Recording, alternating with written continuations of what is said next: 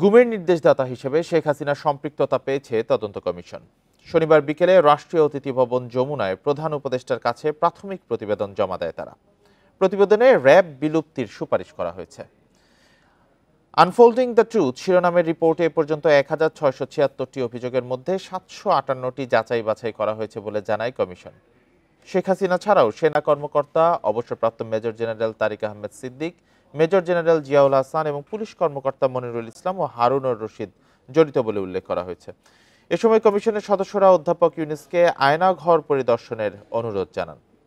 Commission প্রধান মনিরুল ইসলাম চৌধুরী জানান, ৩ মাস পর মার্চে আরও একটি অন্তর্বর্তী প্রতিবেদন দেবেন তারা। চূড়ান্ত প্রতিবেদন দিতে আরও ১ বছর সময় লাগবে।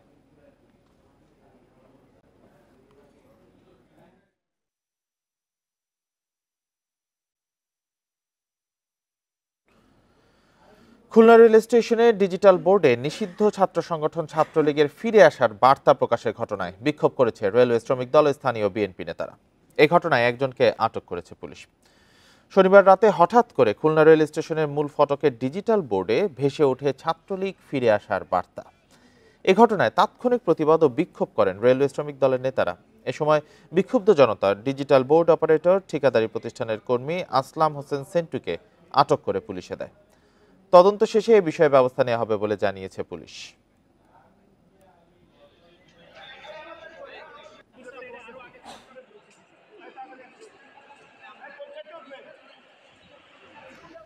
গণতন্ত্র হরণ ও গণহত্যার কারণে আওয়ামী লীগ জনবিচ্ছিন্ন বলে মন্তব্য করেছেন বিএনপি মহাসচিব মির্জা ফখরুল ইসলাম আলমগীর।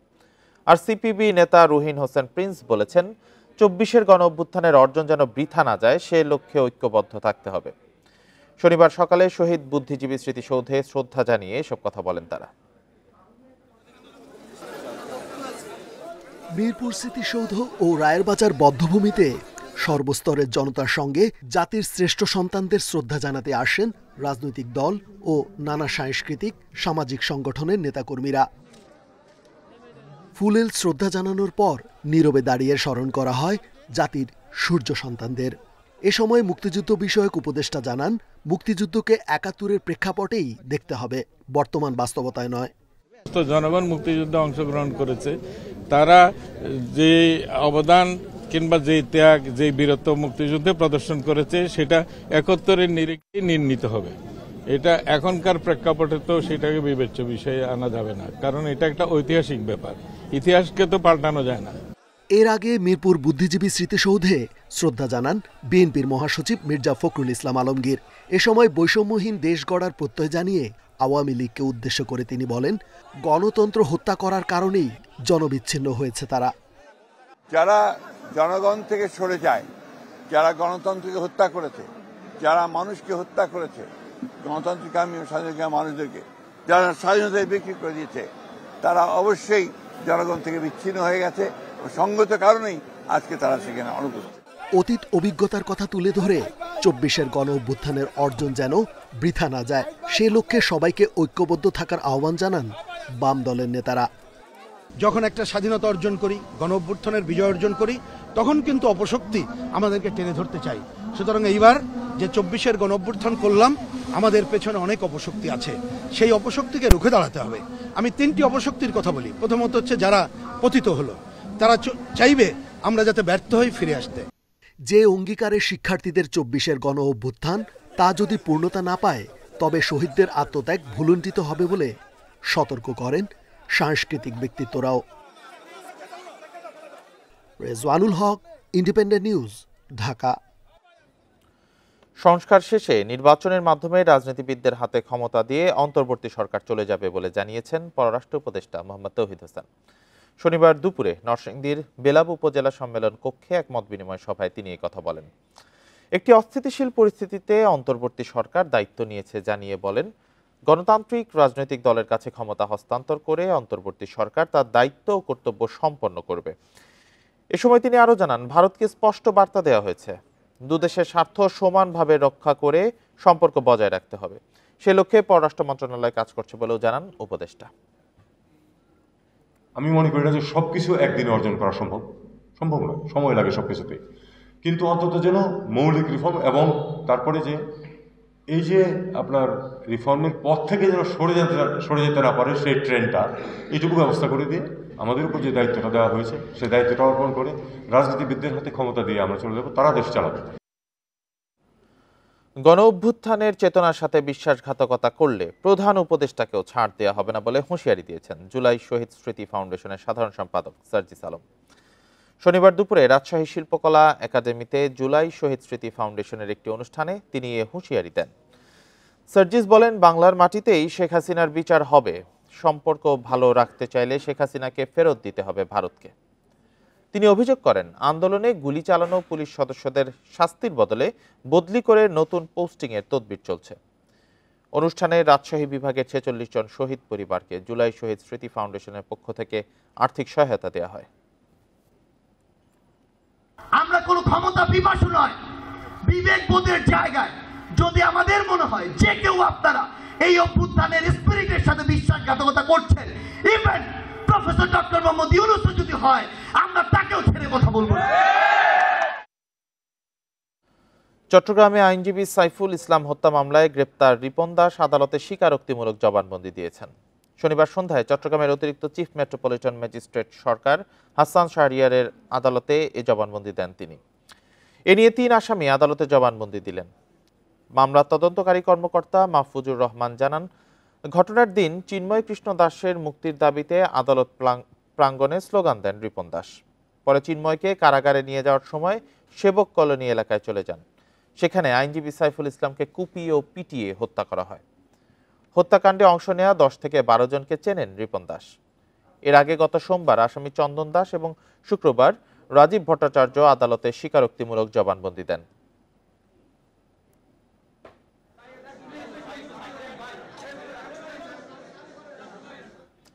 ভাতা 50,000 টাকা না করলে বুধবার থেকে কঠোর আন্দোলনের হুঁশিয়ারি দিয়েছেন পোস্ট গ্রাজুয়েট প্রাইভেট ট্রেইনি ডাক্তাররা। শনিবার সন্ধ্যায় কেন্দ্রীয় শহীদ মিনার থেকে মশাল মিছিল নিয়ে ঢাকা বিশ্ববিদ্যালয়ের রাজু ভাস্কর্যের সামনে জড়ো হন তারা। সেখানে এ ঘোষণা দেওয়া হয়। ডাক্তারদের দাবি, এখন তাদের 25,000 টাকা ভাতা দেওয়া হচ্ছে। ডাক্তার হিসেবে এটি নগণ্য। প্রতিবেশী বিভিন্ন দেশে এ ভাতা আরও বেশি। তাই সম্মানী পর্যাপ্ত বাড়ানো সময়ের দাবি বলে মনে করেন এ চিকিৎসকেরা।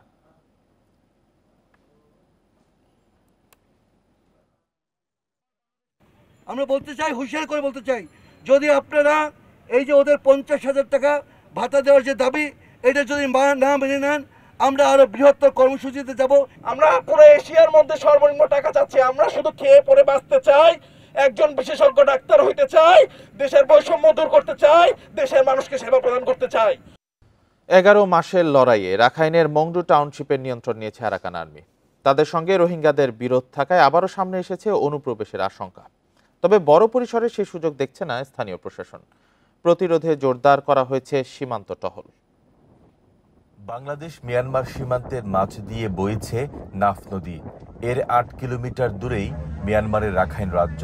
দীর্ঘ 11 মাস লড়াইয়ের পর সেখানে এখন আরাকান আর্মির কর্তৃত্ব। তবে সশস্ত্র এই গোষ্ঠীর সঙ্গে বিরোধ রয়েছে রোহিঙ্গাদের।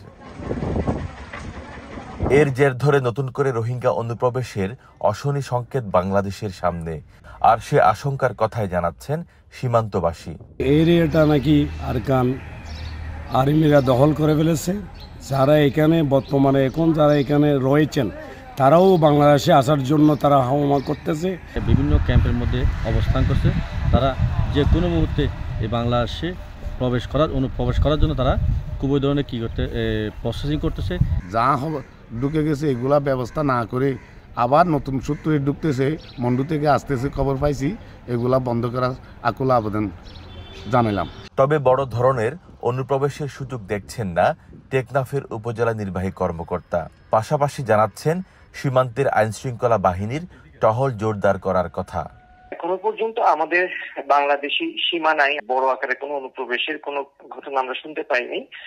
বিজিবি তাদের চেকপোস্ট বাড়িয়েছে, টহল বাড়িয়েছে, সেখানে যেন এই ধরনের কোনো ঘটনা না ঘটে। 2018 সালে বাংলাদেশে আসে 7 লাখের বেশি রোহিঙ্গা। গত আগস্ট সেপ্টেম্বরে সেই সংখ্যা ছিল 8,000-এর মতো। সরকারি হিসেবেই দেশে অবস্থানরত রোহিঙ্গার সংখ্যা এখন 12 লাখের উপরে। Toufiqul Islam, Independent News, Cox's Bazar.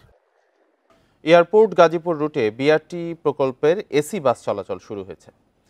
বিজয় দিবস সামনে রেখে বিআরটিসির 10টি শীতাতপ নিয়ন্ত্রিত বাস দিয়ে এই সেবা শুরু হলো। সকালে এর উদ্বোধন করেন সড়ক উপদেষ্টা মোহাম্মদ ফজলুল কবির খান। বিআরটিসির এসি বাসগুলো শিববাড়ি টার্মিনাল থেকে বিআরটি লেনে বিমানবন্দর পর্যন্ত 20.5 কিলোমিটার এবং বিমানবন্দর থেকে গুলিস্তান পর্যন্ত 22 কিলোমিটার পথে চলাচল করবে। শিববাড়ি থেকে বিমানবন্দর পর্যন্ত ভাড়া নির্ধারণ করা হয়েছে 70 টাকা। বিমানবন্দর থেকে গুলিস্তান পর্যন্ত ভাড়াও 70 টাকা, আর শিববাড়ি থেকে গুলিস্তানের ভাড়া 140 টাকা।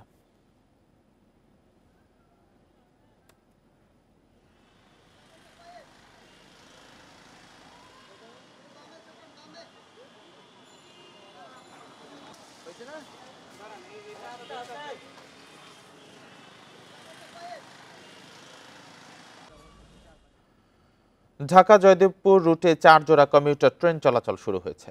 সকালে ট্রেন চলাচল উদ্বোধন করেন রেলপথ উপদেষ্টা ফজলুল কবির খান। উপদেষ্টা বলেন, সাধারণ মানুষের আত্মত্যাগ মনে রেখে তাদের জন্য কাজ করছে সরকার। স্বল্প আয়ের মানুষের যাতায়াতের জন্য কমিউটার ট্রেন উপযোগী উল্লেখ করে স্বাধীনতা দিবসে ঢাকা থেকে নারায়ণগঞ্জ ও নরসিংদী রুটেও কমিউটার ট্রেন চালুর ঘোষণা দেন রেল উপদেষ্টা। ঢাকা জয়দেবপুর রুটে চালু হওয়া তুরাগ কমিউটার এবং জয়দেবপুর কমিউটার ট্রেন ঢাকার বিমানবন্দর, তেজগাঁও, বনানী, টঙ্গী ও ধীরাশ্রম স্টেশনে বিরতি দেবে। এছাড়া তুরাগ কমিউটার শুক্রবার ও জয়দেবপুর কমিউটারে শনিবার সাপ্তাহিক বন্ধ থাকবে।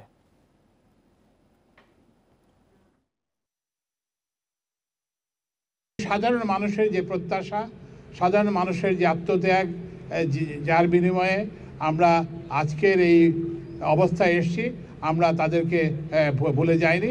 আমরা তাদের জন্য, তাদের সুবিধা বাড়ানোর জন্য আমরা অব্যাহতভাবে কাজ করে যাব। মহান বিজয় দিবসে বীর শহীদদের শ্রদ্ধা জানাতে প্রস্তুত জাতীয় স্মৃতিসৌধ। উদযাপন নির্বিঘ্ন করতে সাভারের ওই এলাকায় নেওয়া হয়েছে কয়েক স্তরের নিরাপত্তা ব্যবস্থা। এছাড়া গোয়েন্দা তৎপরতাও বাড়ানো হয়েছে। এরই মধ্যে শেষ হয়েছে স্মৃতিসৌধের সৌন্দর্য বর্ধনের কাজও। ধোয়া মোছার কাজ শেষ, সিঁড়িসহ সব স্থাপনায় পড়েছে নূতন রঙের আঁচড়। সব মিলিয়ে ঝকঝকে রূপ পেয়েছে জাতীয় স্মৃতিসৌধ প্রাঙ্গণ। গণপূর্ত বিভাগের কর্মীদের টানা 15 দিনের পরিশ্রমের ফসল এটি। সৌন্দর্য বর্ধনের এই কাজ বিজয় দিবস উপলক্ষে। রাত পোহালেই লাখো মানুষের শ্রদ্ধা ভালোবাসায় ফুলে ফুলে ভরে উঠবে স্মৃতিসৌধের বেদি। গণপূর্ত অধিদপ্তরের পক্ষ থেকে পুরো স্মৃতিসৌধ কমপ্লেক্সকে ধুয়ে মুছে পরিষ্কার পরিপাটি করা, ফুল দিয়ে সাজানো, সিসি ক্যামেরা স্থাপন, আলোকসজ্জার কাজ এবং নিরাপত্তার সাথে আমাদের বাউন্ডারি ওয়ালের যে মেরামত কাজ, সেগুলো আমরা সম্পন্ন করেছি। বিজয় দিবস উদযাপন নির্বিঘ্ন করতে সিসি ক্যামেরার আওতায় আনা হয়েছে পুরো এলাকা। বাড়তি নিরাপত্তা ব্যবস্থা নিয়েছে আইনশৃঙ্খলা রক্ষা বাহিনী। বাড়ানো হয়েছে গোয়েন্দা নজরদারি। আরও 10 দিন আগে থেকে আমাদের নিরাপত্তা ব্যবস্থা চলতেছে। এটা হয়তোবা আপনারা দেখতেছেন না, আমরা সাদা পোশাকে নিরাপত্তা ব্যবস্থা, বিভিন্ন নিরাপত্তা আমরা দিয়ে আসতেছি এবং এটা চলবে শুধু কালকে সকাল পর্যন্ত, কালকে সারাদিন চলবে, শেষ হওয়া অবধি এই ব্যবস্থা চলমান থাকবে, অব্যাহত থাকবে। রাষ্ট্রীয় সব আনুষ্ঠানিকতার মহড়া হয়ে গেছে। বিজয় দিবসে রাষ্ট্রপতি ও প্রধান উপদেষ্টা শ্রদ্ধা জানানোর পর স্মৃতিসৌধ এলাকা সাধারণ মানুষের জন্য উন্মুক্ত করে দেওয়া হবে। Independent news. বিজয় দিবস উপলক্ষে স্মৃতিসৌধের সার্বিক প্রস্তুতি নিয়ে আরো জানাতে যুক্ত হয়েছেন সহকর্মী রুবেল আহমেদ। রুবেল, পরিষ্কার পরিচ্ছন্নতা থেকে সৌন্দর্য বর্ধনের কাজ, সকল কাজই তো শেষ হয়েছে, তো সব প্রস্তুতি শেষ হয়েছে কিনা সার্বিক পরিস্থিতি জানাবেন।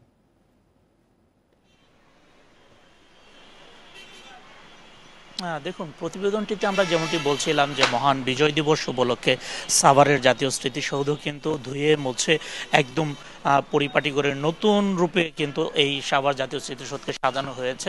আমি একটু দেখানোর চেষ্টা করছি। আপনারা দেখতে পাচ্ছেন যে স্মৃতিসৌধের যে প্রাঙ্গণটি রয়েছে সেখানে কিন্তু নানা রঙের যে বাহারি ফুল রয়েছে, সেই ফুল দিয়ে কিন্তু এই সৌধের সবুজ চত্বর কিন্তু ঢেকে ফেলা হয়েছে এবং রং তুলির আঁচড়ে সৌধের যে নানা স্থাপনা রয়েছে সিঁড়িসহ সেখানে কিন্তু রং তুলির আঁচড় দেওয়া হয়েছে। সৌধ কর্তৃপক্ষ আমাদেরকে জানিয়েছেন তারা প্রায় 15 দিনের অক্লান্ত চেষ্টায় এই সৌধ কমপ্লেক্সকে তারা ধুয়ে মুছে রং তুলির আঁচলে নতুন রূপে কিন্তু তারা একটি রূপ দিয়েছে এবং আজকে সকাল থেকে আমরা দেখতে পেয়েছি যে এরই মধ্যে যাবতীয় প্রস্তুতি শেষ হলো। শেষ মুহূর্তের কোনো ধরনের যদি কোনো পরিষ্কার পরিচ্ছন্নতার কোনো বিষয়টি থাকে সেই বিষয়টি কিন্তু গণপূর্ত বিভাগের কর্মীরা কিন্তু শেষ মুহূর্তের যে দেখভাল সেটি কিন্তু করছে। বিশেষ করে স্মৃতিসৌধের ভেতরে আমরা তেমন কোনো কাজ দেখতে পাইনি, তবে স্মৃতিসৌধের যে প্রধান যে দুটি ফটক রয়েছে সেই ফটকের বাহিরে শেষ মুহূর্তের যে ধোয়া মোছা সেই কাজটি কিন্তু গণপূর্ত বিভাগের কর্মীরা সকাল থেকে চালিয়ে যাচ্ছেন। তারা বলছেন যে দুপুরের মধ্যেই এই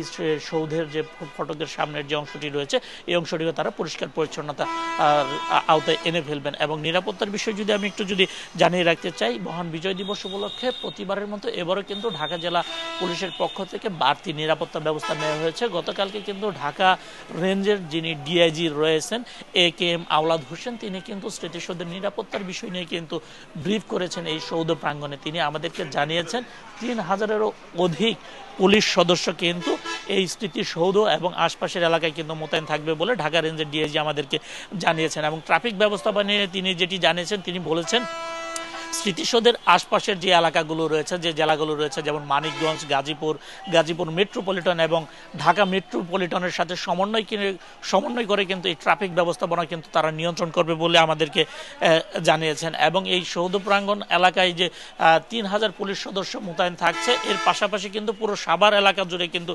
আইনশৃঙ্খলা রক্ষাকারী বাহিনীর সদস্যরা কিন্তু কঠোর নজরদারির মধ্যে নিয়েছে বলে আমাদেরকে ঢাকা রেঞ্জের ডিআইজি যিনি রয়েছেন AKM আওলাদ হোসেন তিনি কিন্তু আমাদের জানিয়েছেন। এবং সিসিটিভি ক্যামেরার মাধ্যমে কিন্তু সার্বক্ষণিক মনিটরিং করা হচ্ছে। সব মিলে যদি বলি, সাভার জাতীয় স্মৃতিসৌধ মহান বিজয় দিবসের উপলক্ষে এখন একদম পরিপূর্ণভাবে প্রস্তুত রয়েছে। সাভার জাতীয় স্মৃতিসৌধ থেকে জানাচ্ছিলেন সহকর্মী রুবেল আহমেদ। 4 দিনের সফরে ঢাকায় পৌঁছেছেন পূর্ব তিমুরের প্রেসিডেন্ট হোসে রামোস হোর্তা। শনিবার রাত 11:15টায় সিঙ্গাপুর এয়ারলাইন্সের একটি বিশেষ ফ্লাইটে হযরত শাহজালাল আন্তর্জাতিক বিমানবন্দরে অবতরণ করেন তিনি। এ সময় বিমানবন্দরে তাকে স্বাগত জানান অন্তর্বর্তী সরকারের প্রধান উপদেষ্টা ডক্টর মোহাম্মদ ইউনূস। তার সফরসঙ্গী হয়েছেন দেশটির পররাষ্ট্রমন্ত্রী সহ 19 সদস্যের একটি দল। জানা গেছে 14 থেকে 17 ডিসেম্বর বাংলাদেশে অবস্থান করবেন জোসে রামোস হোর্তা। এর মধ্যে 15 ডিসেম্বর সকালে তার সঙ্গে সৌজন্য সাক্ষাৎ করবেন পররাষ্ট্র উপদেষ্টা মোহাম্মদ তৌহিদ হোসেন। দুপুরে প্রধান উপদেষ্টার সঙ্গে বৈঠক শেষে যৌথ প্রেস কনফারেন্স করবেন তারা। এরপর দুই শীর্ষ নেতার উপস্থিতিতে ভিসা অব্যাহতি চুক্তি ও ফরেন অফিস কনসালটেশন সংক্রান্ত সমঝোতা স্মারক স্বাক্ষরের কথা রয়েছে।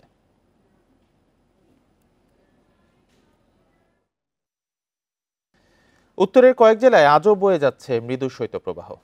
ঘন কুয়াশা ও হিম বাতাসে নাকাল জনজীবন। তৃতীয় দিনের মতো চুয়াডাঙ্গায় বয়ে যাচ্ছে মৃদু শৈত্যপ্রবাহ। সকালে জেলায় তাপমাত্রা রেকর্ড করা হয়েছে 9.5 ডিগ্রি সেলসিয়াস। বেলা বাড়ার সঙ্গে সঙ্গে তাপমাত্রা কিছুটা কমলেও দুপুরের পর বেড়ে যায় শীতের অনুভূতি। পঞ্চগড়ে শৈত্যপ্রবাহের প্রভাবে স্পষ্ট হয়ে উঠেছে জনজীবনে। ঘন কুয়াশা ও ঠান্ডা বাতাসে জেঁকে বসেছে শীত। তবে পেটের দায়ে তীব্র শীতের মধ্যেও ছুটতে হচ্ছে খেটে খাওয়া মানুষকে। বেনাপোলে কুয়াশার কারণে নষ্ট হচ্ছে বীজতলা। নওগাঁ, নাটোর, ঠাকুরগাঁও, দিনাজপুর সহ বিভিন্ন জেলায় বাড়ছে ঠান্ডাজনিত রোগের প্রকোপ।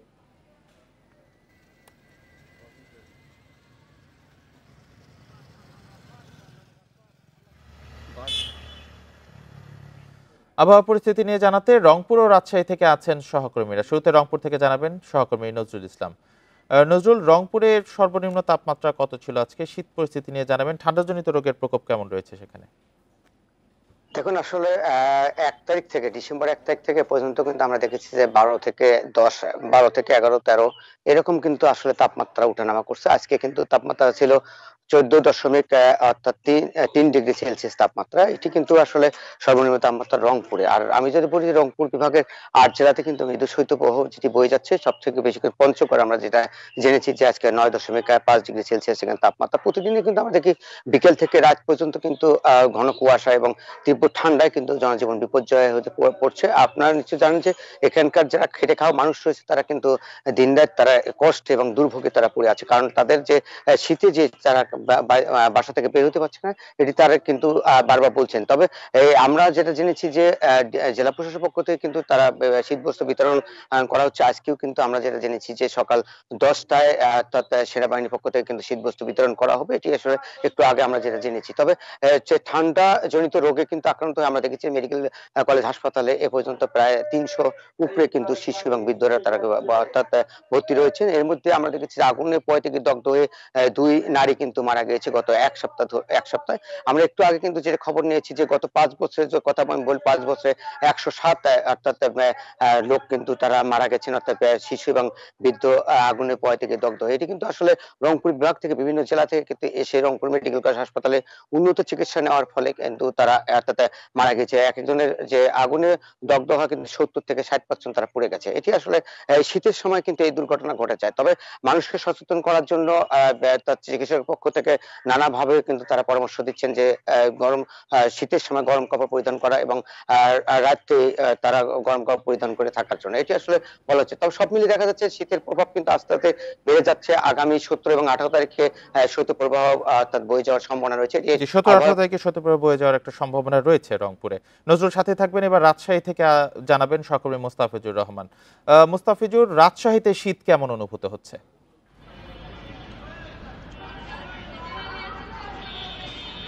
দেখুন, গেল কয়েকদিন ধরে, অর্থাৎ যদি বলা হয়ে থাকে গত 2 দিন ধরে রাজশাহীতে ছিল মৃদু শৈত্যপ্রবাহ এবং তাপমাত্রা ছিল এক অঙ্কের মধ্যে। অর্থাৎ সেই সময় ছিল গত 2 দিন ধরে রাজশাহীতে তাপমাত্রা ছিল 9.7 ডিগ্রি সেলসিয়াস। এবং আজকের কথা যদি বলি, আজকে আবহাওয়া অধিদপ্তর যেটি বলছে, আজকে এখন পর্যন্ত রাজশাহীতে তাপমাত্রা রয়েছে 11.8 ডিগ্রি সেলসিয়াস। অর্থাৎ মৃদু শৈত্যপ্রবাহ থেকে বের হয়ে এসেছে। কিন্তু রাজশাহী বিভাগের কথা যদি বলা হয়ে থাকে, রাজশাহীর এই বিভাগের যে 9 জেলা রয়েছে সেইখানে কিন্তু এখনো পর্যন্ত আমরা দেখছি যে তাপমাত্রা নিচের দিকে, অর্থাৎ এক অঙ্কের ঘরেই থাকছে অধিকাংশ সময়। এবং সেই দিকে অর্থাৎ বিশেষ করে যদি উল্লেখ করা যেতে পারে যে নওগাঁর কথা বলা যেতে পারে, চাঁপাইনবাবগঞ্জ কথা বলা যেতে পারে এবং নাটোরের কথা বলা যেতে পারে, সিরাজগঞ্জ রয়েছে, এইদিকে কিন্তু শীতের পরিমাণটা কিন্তু বেশি এবং তাপমাত্রাও বেশি নামছে। এবং শীতের যে বিশেষ করে শীতের প্রভাব, যখন শীত বেড়ে যায় বা কুয়াশা বেড়ে যায়, ঠিক এই প্রভাব যেটি পড়ে সেটা হলো ছিন্নমূল মানুষ বা যারা সাধারণ মানুষ, দিন আনে দিন খায়, দিন মজুর রয়েছে, ঠিক এই শ্রেণীর মানুষগুলোর কিন্তু দুর্ভোগটা বেড়ে যায় এবং তারাই মূলত বেশি বিপাকে পড়ে থাকেন। কেননা তারা সকাল হলেই তারা কর্মক্ষেত্রে বের হন এবং সেখানে কিন্তু তাদের বিপত্তিটা ঘটে থাকে এবং অনেক ক্ষেত্রে তাদের কাজ পেতেও কিন্তু বেশ বেগ পেতে হয়। কেননা এই শীতের সময় তাদের কাজের পরিমাণটা কমে যায়। বা যারা রিক্সা চালকরা রয়েছেন তাদেরও কিন্তু, অর্থাৎ এক কথা বলা যেতে পারে নিম্ন আয়ের মানুষের কিন্তু দুর্ভোগটা বেড়ে যায়। অপরদিকে বলা যেতে পারে যে উত্তরাঞ্চল যেহেতু কৃষিপ্রধান এলাকা, এইখানে কিন্তু আরেকটি যখন শীত যখন বাড়বে, ঠিক এর সাথে সম্পৃক্ত রয়েছে যে রাজশাহীর যে উত্তরাঞ্চলের যে খেজুরের রসের যে বিষয়টি রয়েছে, অর্থাৎ খেজুরের গুড়ের যে বিষয়টি, এখানে শীতের পরিমাণ যত বাড়বে শীতের এই গুড়ের ব্যবসাটা কিন্তু বাড়বে, যার ফলে কিন্তু তারা কিন্তু একটি আশা দেখেন। তবে এখন পর্যন্ত আবহাওয়া অধিদপ্তর যেটি বলছে যে আগামী এক সপ্তাহ নাগাদ কিন্তু কোনো শৈত্যপ্রবাহর সংখ্যা তারা দেখছেন না এবং এখন পর্যন্ত রাজশাহীর আবহাওয়া আর মৃদু থেকে বের হয়ে এসেছে এবং আজকে ছিল 11.7 ডিগ্রি সেলসিয়াস। এই ছিল রাজশাহী থেকে সর্বশেষ। রংপুর রাজশাহী থেকে শীত পরিস্থিতি নিয়ে জানাচ্ছিলেন আমাদের সহকর্মীরা। আমদানি করা লোহার স্ক্র্যাপে বিস্ফোরক পাওয়ার ঘটনায় শঙ্কিত চট্টগ্রামের মানুষ। চলতি বছরে 3 দফায় পাওয়া গেছে অবিস্ফোরিত গোলা আর মর্টার শেল। আমদানিকারকরা একে স্বাভাবিক ঘটনাই বলছেন, তবে পূর্ণ তদারকির তাগিদ নিরাপত্তা বিশ্লেষকদের। এদিকে কাস্টমস কর্তৃপক্ষ জানিয়েছে স্ক্যান ও পরীক্ষা নিরীক্ষার সীমাবদ্ধতায় ঢুকে পড়ছে বিস্ফোরক। 2023-24 অর্থ বছরে জাপান, আমেরিকা সহ বিভিন্ন দেশ থেকে প্রায় 50 লাখ টন স্ক্র্যাপ আমদানি করে ইস্পাত ও রড তৈরির 10 থেকে 15টি প্রতিষ্ঠান। তবে দেশে আসার পর জঞ্জালের মাঝে মিলছে অবিস্ফোরিত গোলাবারুদ। গেল 30শে নভেম্বর বিএসআরএম এর কারখানায় মিলে মর্টার শেল। এর আগেও চলতি বছরে 2 দফায় এই প্রতিষ্ঠানে 4টি বিস্ফোরকের সন্ধান পায় শ্রমিকরা। এছাড়া সীতাকুণ্ডের 2টি প্রতিষ্ঠানেও স্ক্র্যাপে বিস্ফোরক পাওয়া যায়। এতে উদ্বিগ্ন স্থানীয়রা। স্ক্র্যাপের জন্য যেসব জিনিসপত্র আনা হয় এখানে অনেক সময় বিস্ফোরকের জিনিস পাওয়া যায়। গোলাবারুদ জাতীয় কোনো কিছু না আসে এবং সেগুলো যাতে ওই দেশ থেকে ওইখান থেকে যাচাই বাছাই করে নিয়ে আসা হয়। শুল্ক কর্মকর্তাদের দাবি, স্ক্র্যাপ পরীক্ষার জন্য প্রয়োজনীয় সব সরঞ্জাম নেই তাদের কাছে। প্রতিষ্ঠানগুলো বিস্ফোরক পণ্য না থাকার কথা আগাম ঘোষণা দেয়। কন্টেনারগুলো যদি আপনি দেখেন, ওইটা যেই প্রসেস ওইখানে থাকে, নানান ধরনের স্ক্র্যাপ এগুলি মধ্যে ডাম্প করা অবস্থায় থাকে, ওইটা তো আসলে এক্সামিন করা সম্ভব না। আমদানিকারকরা বলছে এভাবে বিস্ফোরক দ্রব্য আসা স্বাভাবিক, তবুও নিরাপত্তা বিবেচনায় তদারকির আহ্বান বিশ্লেষকদের। কেউ উইলিংলি বা কেউ ইন্টেনশনালি কোনো কিছু করে এটা না, বলে স্ক্র্যাপের সাথে আসে। স্ক্র্যাপ তো বিভিন্ন রাষ্ট্র থেকে তো স্ক্র্যাপ আসে, জাপান থেকে আসে, তারপর হচ্ছে যে আমেরিকা থেকে আসে। সুইপ করতে গিয়ে যদি দেখা যায় যে সেখানে এই বিস্ফোরক দ্রব্য পাওয়া গেছে বা বিকিরণ জাতীয় পদার্থ পাওয়া গেছে, তাহলে যেই ইম্পোর্টার তাকে এক্সাম্পলের পানিশমেন্ট দিতে হবে। তাহলে ভবিষ্যতে যদি আর কেউ এটা চিন্তা করবে, 10 বার চিন্তা করবে যে এক্সপ্লোসিভ নিয়ে আসা বা বিকিরণ জাতীয় যেটা আছে, যেটা আনার কথা না, সস্তায় পেয়েছে সেই জিনিসও এখানে নিয়ে ঢুকাই দিলাম আমার দেশে। দেশে প্রায় 40টি কারখানায় বছরে উৎপাদন হয় প্রায় 90 লক্ষ টন ইস্পাত। Abdullah Rakib, Independent News, Chittagong. তরল দুধের দাম বাড়ানো কমানোর কোনো নিয়ন্ত্রক সংস্থা নেই। বেসরকারি কোম্পানিগুলো নিজেদের ইচ্ছা মতো দুধের দাম বাড়ায়, কাউকে না জানিয়ে এরই মধ্যে লিটারে 10 টাকা বাড়িয়ে দিয়েছে তারা। নানা খাতে খরচ বাড়ার অজুহাত দাঁড় করিয়েছেন ব্যবসায়ীরা। তাদের দাবি খামারিদের লিটারে প্রায় 5 টাকা বাড়ানো হয়েছে, তবে খামারিরা বলছেন বেড়েছে সর্বোচ্চ 2 টাকা। বেড়েছে তরল দুধের দাম। প্রাণ, আরং, আকিস লিটারে 10 টাকা বাড়িয়েছে। 2-3 সপ্তাহ আগেও 1 লিটার তরল দুধের দাম ছিল 90 টাকা। তবে সরকারি প্রতিষ্ঠান মিল্কভিটা দুধের দাম বাড়েনি, কিন্তু সরবরাহ কম। আগে তো 45 টাকা করে নিতাম, এখন 50 টাকা করে নিতেছি। তো আমাদের তো যে পরিস্থিতি, ইনকাম তো আমাদের বাড়ে নাই, আমাদের তো আগের জায়গায় রয়ে গেছে, আরো বরং দেখা যাচ্ছে কমতেছে। অনেকেই যারা 1 কেজি কিনতো তারা আধা কেজি কিনতেছে, যারা আধা কেজি কিনবে তারা 250 গ্রাম কিনতেছে। এভাবে মানে অনেকে কিনা বন্ধ করে দিচ্ছে। দাম বাড়ার জন্য বিপণনকারী প্রতিষ্ঠানগুলোর দাবি, গ্যাস, বিদ্যুৎ, প্যাকেজিং সহ সব খরচ আগের চেয়ে বেড়েছে, যার প্রভাব পড়েছে দুধের দামে। আমরা কিন্তু লিকুইড মিল্কের ফার্মার লেভেলে দাম বাড়িয়েছি। যেহেতু ফার্মার লেভেলে দাম বাড়িয়েছি, তার কস্টটাকে পোষানোর জন্য এবং দেশের মিল্ক প্রোডাকশনটাকে কন্টিনিউ রাখার জন্য, তার জন্য কিন্তু পরবর্তীতে ওটাকে সমন্বয় করার জন্যই আমাদের ফিনিশ প্রোডাক্টের উপর দাম বাড়াতে আমরা বাধ্য হয়েছি। খামারিরা বলছে কোম্পানিগুলো লিটারে 10 টাকা বাড়ালেও প্রান্তিক খামারিদের দেয়া হচ্ছে সামান্যই। দুধ উৎপাদনকারী নয়, কর্পোরেট প্রতিষ্ঠানই বাড়তি মুনাফা করছে। 6 মাস আগে ডলারের যা মূল্য ছিল এখনো তাই আছে। সুতরাং প্রসেসিং কস্ট ওনারা কেন মানে এক্সাজারেট করতেছে, কিংবা 1 টাকা 1.5 টাকা খামারিদেরকে বেশি দিয়ে কেন সেটাকে 10 টাকা মূল্য সংযোজন করতে হচ্ছে, সেটা আমার আসলে বোধগম্য না। বাজার স্বাভাবিক রাখতে মাংসের মতো তরল দুধের দামও নির্ধারণের পরামর্শ বিশেষজ্ঞদের। Shahid Ahmed, independent news, Dhaka. রাজধানীর বসুন্ধরা আবাসিক এলাকায় প্লে পেন স্কুলে নিজের অভিজ্ঞতার কথা জানাচ্ছেন নাসার প্রধান নভোচারী জোসেফ এম আকাবা। চলে যাচ্ছি সেখানে।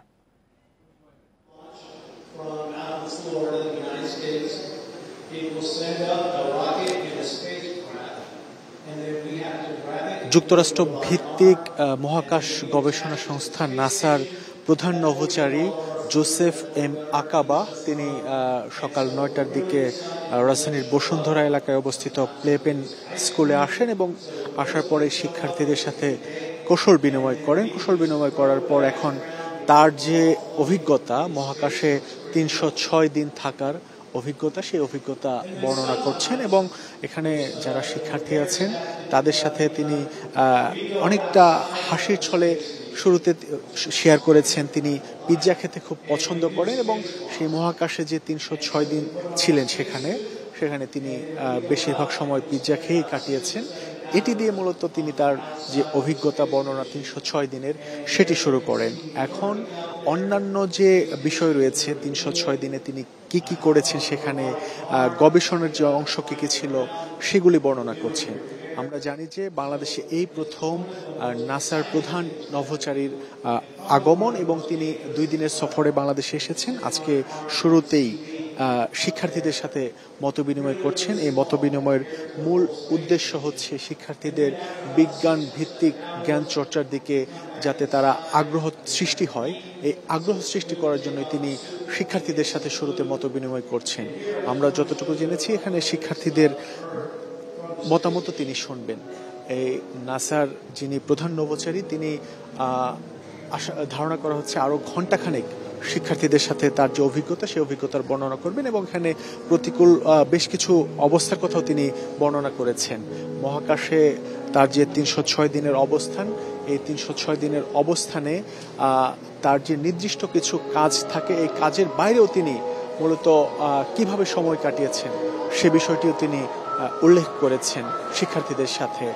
আর এখানে ভিডিও চিত্রের মাধ্যমে তিনি প্রেজেন্টেশনে দেখাচ্ছেন যে আসলে মহাকাশে যে উড্ডয়ন থেকে শুরু করে মহাকাশে অবস্থান করা সার্বিক বিষয় তিনি খণ্ড খণ্ড ক্লিপ আকারে নিয়ে এসেছেন। সেগুলি মূলত এখানে শিক্ষার্থীদের সাথে শেয়ার করছেন এবং শিক্ষার্থীদের সাথে বর্ণনায় তুলে ধরছেন যে আসলে মহাকাশে যাওয়ার যে মূল উদ্দেশ্য, সেই উদ্দেশ্য কিন্তু বর্তমানে যে বিশ্ব রয়েছে, বিশ্ব যাতে জলবায়ু পরিবর্তন সহ নানা দিক ভারসাম্য তৈরি হয়, যাতে কোনো প্রকার সংকট সমস্যায় না পড়ে, সেগুলি যাতে আরও সুদৃঢ় হয়, এই বিষয়গুলো তিনি তুলে ধরছেন।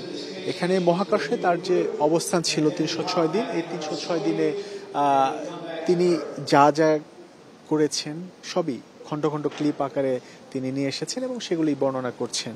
এখানে আমরা যে বিষয়টি জানি যে নাসার প্রধান নভোচারী তিনি আজকে এই শিক্ষার্থীদের সাথে মত বিনিময়ের পর আরও বেশ কয়েকটি অনুষ্ঠান রয়েছে যেগুলি মার্কিন অ্যাম্বাসির মাধ্যমে তিনি সেসব অনুষ্ঠানে অংশ নেবেন এবং এখানে আজকে যে এসেছেন তিনি এখানেও কিন্তু মার্কিন দূতাবাসের যারা কর্মকর্তা তারাও তার সাথে আছেন। শুরুতেই জোসেফ এম আকাবা যে বিষয়টি বলেছেন, শিক্ষার্থীদের যে টার্গেট, সেই টার্গেট আগে ঠিক করতে হবে, তারা কি করবে সেই টার্গেটের উপর নির্ভর করে তার ভবিষ্যৎ, এ বিষয়টি তিনি উল্লেখ করেছেন। আমরা যে বিষয়টি দেখছি যে এখানে একেবারে দেখতে পাচ্ছেন এখন যে স্থির চিত্র, ভিডিও চিত্র দেখাচ্ছেন, সেই ভিডিও চিত্রে কিভাবে মহাকাশে উড্ডয়ন, অবস্থান সবকিছুই খণ্ড খণ্ড ভাবে নিয়ে এসেছেন এবং সেগুলি তিনি তার যে ভিডিও চিত্র, সেই ভিডিও চিত্রের মাধ্যমে শিক্ষার্থীদের মাধ্যমে তুলে ধরছেন। শীত পুরোপুরি জেকে না বসতেই রাজশাহী বিশ্ববিদ্যালয়ে জমে উঠেছে অস্থায়ী পিঠার দোকান। টিএসসিসি প্রাঙ্গণে 12টির বেশি দোকানে বিকেল থেকে রাত 9টা পর্যন্ত বিক্রি হচ্ছে ভাপা, পুলি, পাটিসাপটা, চিতই সহ নানা ধরনের পিঠা। ক্যাম্পাস সহ রাজশাহী শহর থেকে প্রতিদিন 5 শতাধিক মানুষ আসছেন পিঠা খেতে। এ যেন পিঠার হাট। সারি সারি চুলায় তৈরি হচ্ছে ভাপা, পুলি, পাটিসাপটা, চিতই, তেলের পিঠা সহ 10-12 রকমের পিঠা। 12টিরও বেশি দোকানে বিরামহীন কাজ করছেন 60 জনের বেশি রাঁধুনি ও কর্মী। 3 বছর ধরে রাজশাহী বিশ্ববিদ্যালয়ের শহীদ সুখরঞ্জন সমাদ্দার ছাত্র শিক্ষক সাংস্কৃতিক কেন্দ্র টিএসসিসি প্রাঙ্গণে করা হচ্ছে এমন আয়োজন। 7-8 রকম পিঠা আছে। আমি যে চিতই পিঠাটা বেচি 7 রকম ভর্তা দিয়ে বেচি। ভাপা স্পেশাল আছে, শুধু নর্মাল আছে, এরকম ভাগ আছে। গরম পিঠা আর তার সাথে চিংড়ি, শুটকি, বেগুন, মরিচ, ধনিয়া পাতা ও কালো জিরার ভর্তায় জমে ওঠে আড্ডা। বিকেল থেকে চলে রাত 9টা পর্যন্ত।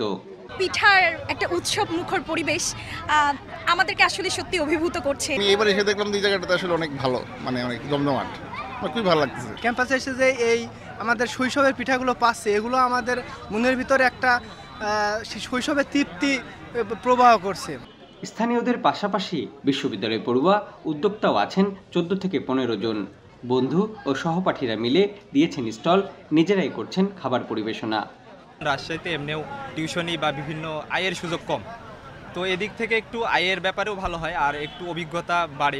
বাহারি পিঠার পাশাপাশি কয়েকটি স্টলে পাওয়া যাচ্ছে পাঁপড় ও এই অঞ্চলের ঐতিহ্যবাহী কালাইয়ের রুটি। সবকিছুর দাম 10 থেকে 35 টাকার মধ্যে। শীত মৌসুমে প্রায় 3 মাস ধরে প্রতিদিন প্রায় লাখখানেক টাকার পিঠা বিক্রি হয় ক্যাম্পাসের এই দোকানগুলোতে।